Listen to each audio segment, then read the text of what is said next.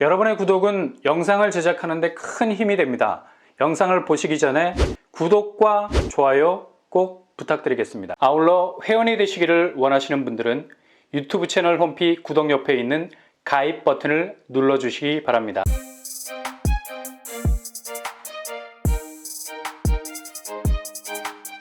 안녕하세요. 뻔뻔한 북덕방입니다. 지난달 분양을 한 서울 매머드급 덩치를 가졌던 이문 아이파크자이, 분양가가 비강남권임에도 불구하고 거의 천정을 뚫을 정도였는데요.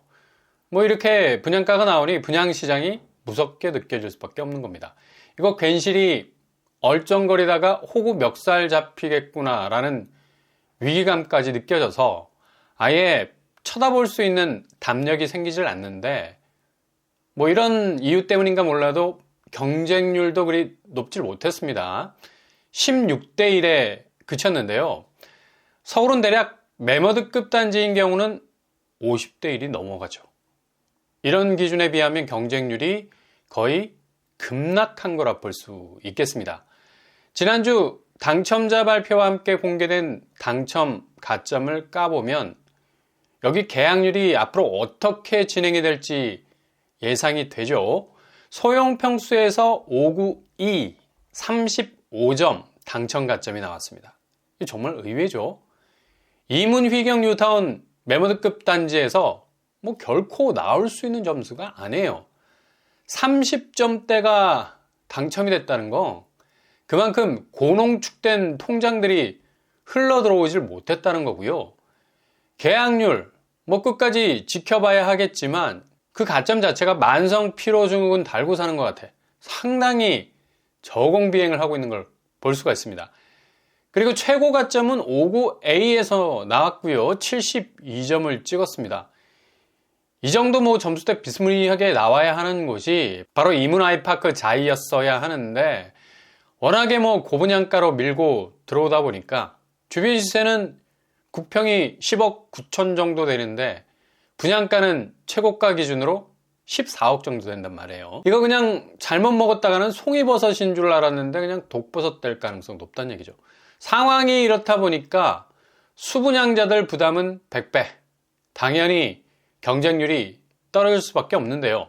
만약 무순위로 풀리게 되면 여기 대규모 단지이기 때문에 전국으로 확대된 유주택자 수요가 벌떼처럼 모일 가능성 아주 높아 보입니다. 일단 고금리도 헤쳐나갈 수 있다는 현금 박치기 하는 데 있어서 이마가 아이언맨들인 분들, 한 방에 보낼 수 있는 분들이 모일 가능성이 높아서 건설사 입장에서도 1차 분양 계약률이 딸려도 충분히 최종 완판까지 가는 데는 무리가 없을 것으로 내다볼 겁니다. 국평으로 가보면 최저 가점이 84G에서 42점. 여기도 서울 국평 대규모 단지임에도 불구하고 가점에 다크서클이 생겼죠. 그냥 휑한 느낌마저 들고요.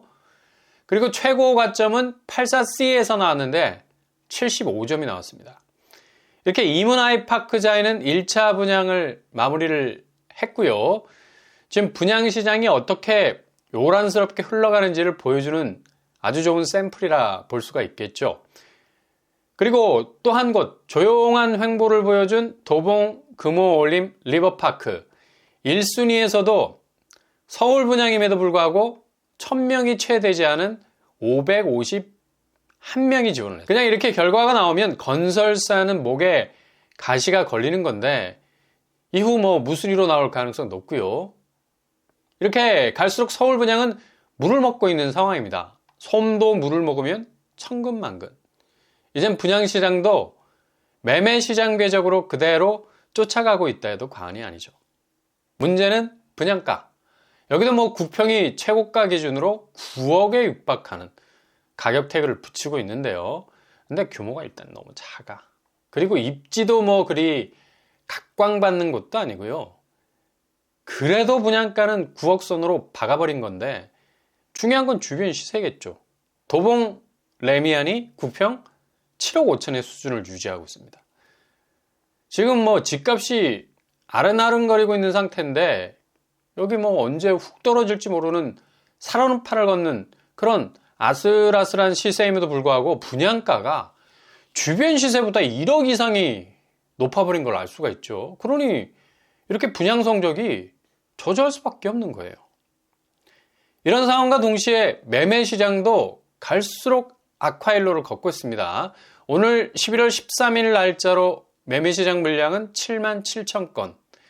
지난 11월 3일에 8만 452건을 찍은 이후로 호가 방어세가 격렬하게 매물을 호주머니 속으로 집어넣고 있죠.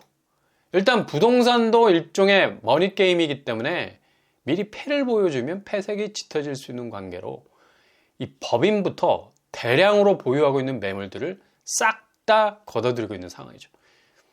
이런 식으로 지금 하강 국면이다 뭐다 하지만 우리는 끄떡없이 버틴다는 모습을 보여주기 위해서 오히려 매물을 다시 걷어들이면서 어떻게 보면 시장을 왜곡시키는 거 아니에요? 호구들 멱살 잡고 빠져나오려는 그런 전략을 가지고 있는데 이건 부동산 거래가 시작된 이래로 전형적인, 그것도 다주택자들과 법인에서 잡고 있는 매물들 다량으로 인풋, 아웃풋 하면서 보여줬던 신호들입니다. 여기에 절대 혹하면 안 된다는 거죠. 일단 시장은 지금 굉장히 요동치고 있다는 건 확실하고요. 이번 하락은 반토막을 넘어서 새 토막으로 갈 수 있는 징후가 아주 강하게 나타나고 있기 때문에 그냥 갯벌에서 주울 수 있는 장기적인 하락이 폭락 양상으로 점점 돌변하게 되는 추세를 보이게 될 겁니다. 그래서 이런 식으로 매물 증가 추세가 고점을 찍었다가 다시 줄었다 늘었다 고무줄 현상이 일어나게 될 수밖에 없는 겁니다. 그러나 숫자는 거짓말을 안 하죠. 지금 집을 팔려는 사람들은 거의 멘탈이 나간 상태고요. 이렇게 매물이 훅 빠지고 있는 무게중심 궤적에서 깔짝깔짝대는 수치가 오르락내리락 하는 건 그냥 패닉에 빠진 걸 보여주는 지표라 말할 수 있겠습니다.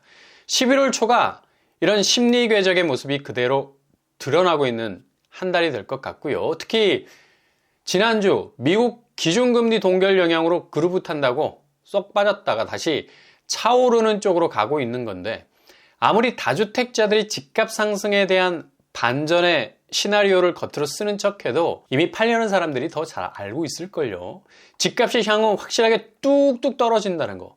그래서 어떻게 내상 덜 입고 나오느냐가 문제인데 지금 움직이지 않으면 상당히 피해가 심각할 겁니다. 왜냐? 실제 피부에 와닿는 거래량이 제로에 가까워지기 때문이죠. 아파트 평균 거래 금액도 11월 들어서면서 수치가 거의 참담할 만큼 키를 낮추고 있고요. 그만큼 거래가 제로라는 지표에 이를 정도로 거의 매매, 월세, 전세 거래량은 1000만에 가까운 서울 인구가 집을 거래하는 곳이 맞나 라는 생각이 들 정도로 엄청나게 얼어붙고 있는 걸 볼 수가 있습니다. 매매 시장이 이러니 당연히 집값은 하방 압력을 이겨낼 수 있는 힘이 없는 거고요. 분양 시장마저도 서서히 꼬리를 내리고 있는 상황이라 볼 수가 있겠죠. 그러니 조금만 여유를 가지고 상황을 두루두루 잘 살펴보신다면 충분히 집값 비용을 획기적으로 줄일 수 있는 시점까지 집값 변동성은 아주 극적인 상황을 연출할 겁니다. 그리고 매매 시장의 급락을 예고하는 선제지표, 바로 분양권 거래인데 지금 9월 달만 해도 33건으로 60% 수준으로 뚝 떨어져 있어요. 실제로 입주도 불투명해진 아파트들도 나오고 있고요. 개포 주공 1단지 굉장히 의외죠. DH 퍼스트이어 아이파크 난리가 났습니다. 당초 11월 입주였는데 이게 내년으로 넘어가게 생겼어요. 정말 입주자들 띵 받는 사건이 생겼는데요. 가뜩이나 지금 강남권 아파트들이 동요하고 있는 모습을 보이고 있는데 22억 하던 아파트가 14억에 거래가 되는 상당한 이상 징후가 나타나고 있죠. 도곡동 쌍용예가 고점 22억에서 23억 대비 14억에 거래가 돼서 거의 10억에 가까운 가격으로 급락을 하고 있고 나머지 강남권 아파트들도 분위기가 쎄해지고 있는 상황이 되겠고요. 이런 와중에 개포주공 1단지 DH 퍼스트이어 아이파크가 입주 승인이 나지 않아서 발을 동동거리고 있는데 여기 규모가 6,000세대가 넘어가요. 나와 있는 전월세 매물만 보더라도 거의 5,000세대 가깝습니다. 그 정도로 분양대금을 해결해야 할 급전이 필요한 사람들이 굉장히 많다는 얘기죠. 아마 연말까지 입주가 늦어지게 되면 전월세 물량이 상당 부분 묶여 있어야 할 판이어서 상당히 어려운 국면으로 치달을 수가 있어요. 그리고 분양권 거래 가격 자체가 연말 집값 하방 압력을 더욱 세게 받게 되면 더욱더 아래로 떨어질 리스크가 높아 보이고요. 아무튼 개포주공 1단지 DH 퍼스트이어가 연말 강남 아파트의 집값 변동 요인에 아주 중요한 작용을 할 것으로 보입니다. 지금 뭐 29억에 거래가 된다고 하는데 실제 매물은 27억 선에 많이 나와 있죠. 호가가 그래도 어느 정도 내려가 있는 상태고요. 이렇게 분양권 거래 상황도 거의 극악이라 매매 시장 집값은 더욱 위축될 수밖에 없는 거고요. 이런 대내적인 요인 외에 지난주 대외적인 변동에서 포인트를 찍을 만한 사건, 바로 지난주 환율 관찰 대상국에서 한국과 스위스가 제외되고 베트남이 새로 포함되는 일이 벌어졌습니다. 상당히 뭔가 가슴이 아린다는 느낌이 드는 부분이 있죠. 환율 관찰국에서 제외가 된다는 건 그만큼 미국을 상대로 무역이 좋은 나라가 관찰 대상국이 되는 건데, 여기서 제외가 됐다는 건 그만큼 대미 무역 지표가 안 좋다는 거야. 관찰국 기준 3가지, 무역, 흑자, 경상수지, 흑자 등등 경제적인 실익을 미국과의 무역을 통해서 얻어내는 나라가 뭐 요주의 인물이 된다는 건데, 우리는 그냥 나가 놀아라, 제외가 된 거죠. 뭔가 환율 부분에서 부담을 덜어낸 것 같은 느낌도 들지만 실제로 그만큼 무역수지 지표가 좋지 않다는 건데, IMF 자료에 의하면 올해 상반기 무역 수지는 208개국 중에 201을 기록을 했어요. 지표도 전년도 18위에서 180계단이나 밀려버린 약세 현상 보이고 있습니다. 전체적인 지표를 보면 확실히 한국 경제 전체가 침체 상황으로 가고 있다는 걸 볼 수 있죠. 그만큼 원화 통화력도 힘이 딸리는 것 같고, 대미 수출 150억 달러 초과 조건만 살짝 넘어갔지만 최근 전체적인 경제 지표 약화로 인해서 굳이 환율 개입을 할 필요가 없어. 상당히 환율이 약세 현상 보였었죠. 우리나라는 이 환율 방어하기 위해서 엄청난 외환 보유고 쓰기 시작했고요. 그래서 이렇게 이탈이 된 것 같습니다. 이걸 긍정적인 시그널로 보기에는 우리나라 허리가 너무 많이 휘었다. 그만큼 어깨에 너무 많은 걸 짊어진 상태라는 얘기죠. 그리고 중국 CPI 지수가 0.2% 하락함으로써 중국 경제는 확실한 디플레 상황으로 접어든 지 오래입니다. 이젠 중국 수출 시장이 거의 뭐 셧다운에 이를 정도로 상당한 위험 신호를 보내게 될 거고요. 이렇게 전체 경제 지표가 좋지 않은 상황에선 더욱더 부동산 시장은 쪼그라들 수밖에 없는 건데, 서울 아파트 매매 가격 지수 변동률도 상승폭이 계속해서 줄어가는 추세고요. 살짝 상승세였지만 오름폭이 축소되어 가고 있는 상황입니다. 그리고 1100조에 이르는 가계부채 문제. 지금 상황은 어떻게 돌아갈까요?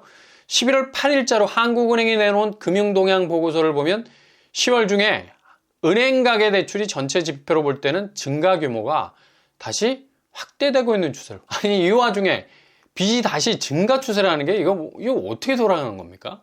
이 중 주택담보대출 증가폭이 소폭 축소가 되는 궤적은 보이고 있는데요. 10월은 그러나 전체 가계대출로 보자면 6조 8천억이 증가 추세했습니다. 이건 뭐 기록을 깨고 있죠. 7개월 연속 격파 증가하는 추세예요. 이렇게 가계부채가 이 와중에도 증가 추세에 있다는 건 이건 뭐 비정상적인 거죠. 주담대는 뭐 고금리가 빗발치는 이 와중에도 5조 8천억 수준. 대신 주담대가 주춤한 사이에 신용대출 쪽으로 또 막 갈아타는 거예요. 그냥 환승하는 거죠, 그냥. 예. 미친 듯이 그냥 돈을 빌려 쓰기 시작하는 겁니다. 신용대출이 1조 원 증가 추세였어요. 이렇게 도표를 딱 봐도 확실히 10월 증가량 무시 못한다는 걸 알 수 있죠. 여전히 집값이 오를 것이라는 것에 엄청난 갬블링을 하고 있는 거예요. 배팅하고 있습니다. 배팅. 은행 가계 대출이 이런 식으로 전혀 브레이크를 달지 않은 채 마치 더욱더 달릴 수 있는 날개를 달아준 듯한 느낌이 또 드는 건 바로 한 주 만에 은행이 지난 주만 해도 엄청나게 뭐 금리가 뭐 올라가지 않았습니까? 근데 살살 눈치 보면서 갑자기 태도를 돌변하기 시작했어. 오프라인 은행뿐만 아니라 인터넷 은행까지도 가세에서 금리를 살짝 내리고 있어요. 아니 이거 이러다가는 한국은행이 내놓은 가계대출 증가세가 다시 불이 붙어가지고 정말 산불처럼 활활 타오를 가능성 높다는 얘기죠. 기업 대출도 심각한 편이고요. 대기업에 대해서 뭐 은행이 계속적인 대출 증가폭 뭐 누릴 수밖에 없죠. 한국은 수출로 먹고 살아야 되는데. 근데 중소기업은 리스크가 큰 편이기 때문에 이연된 대출금 상환에 대한 명목으로 대출 증가폭이 축소가 되는 걸 볼 수가 있어요. 이건 부동산 PF 시장이 가장 어려운 자금난을 겪고 있다는 어찌 보면 샘플이기도 할 수 있고요. 그만큼 자금 땡기기가 여의치 않아서 도산을 도미노식으로 하는 경우가 늘어나고 있는 상황이죠. 도표에서도 은행기업 대출 자체가 많이 얼어붙기 시작했다는 걸 알 수가 있어요. 그만큼 경기 상황이 안 좋다는 거죠. 한국은행이 함께 내놓은 한국 수출 현황 봐도 1년 전 실적에 미치지 못하면서 13개월 연속 감소세 이어가고 있습니다. 특히 중국, 동남아, 일본을 상대로는 수출이 굉장히 부진한 측면이 있고요. 전년 동월 대비 4.4% 정도 감소한 걸 볼 수가 있습니다. 특히 교역국 중에서는 중국 대비 마이너스 비율이 상당히 높다는 걸 알 수가 있죠. 아마 이 중국에서의 결손이 수출 지표에 커다란 영향을 미친 것을 볼 수가 있겠고요. 경상수지가 54억 달러로 흑자로 집계가 됐지만 9월까지의 누적 경상수지는 대략 35% 정도 빠지고 있다는 걸 볼 수가 있습니다. 뚜렷한 한국도 불황형 흑자 형태를 유지하고 있다는 얘기죠. 그리고 수입 부분에서도 전년 동월 대비 16.5% 감소하고 있고요. 특히 유가가 불안정한 상황이라서 원자재, 자본재, 소비재 수입이 20% 정도 감소한 걸 볼 수가 있습니다. 이렇게 되면 당연히 물가가 자극을 받을 수밖에 없는 거. 마트 한번 가보세요. 한 주마다 가격 태그가 달라져 있어요. 깜짝깜짝 놀랄 때가 많습니다.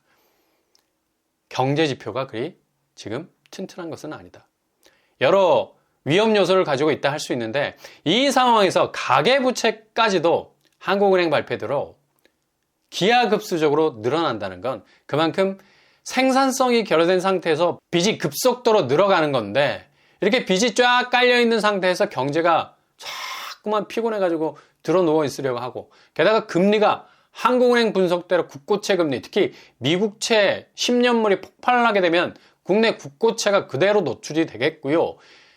제일 서민을 괴롭힐 수 있는 금리 부담은 도표에서 나오는 대로 미국 국채 10년물과 은행채 이 두 가지 지표가 주담대 금리를 극도로 자극해서 은행들이 지금 상생금융 아무리 외치고 젠틀하게 뭔가 금리 인하를 해준다 해도 전혀 피부로 와닿는 금리 인하 효과 거둘 수가 없는 거죠. 그냥 이렇게 금리가 이후에 펌프질을 하게 되면 빚폭탄이 돼서 터질 수밖에 없는 겁니다. 그러니 요즘 같은 시기 조심조심 하셔야 됩니다. 모든 상황들 잘 체크를 하시고 일단 집을 사지 않았고 빚을 크게 지지 않았던 분들은 굉장히 유리한 고지에 선점해 있는 상태입니다. 그러니 조심조심 좀 여유로운 마음을 가지고 인내하면서 지켜보신다면 골든타임 확실하게 찾아올 수 있는 2023년 연말 그리고 2024년 상반기가 될 수 있겠습니다.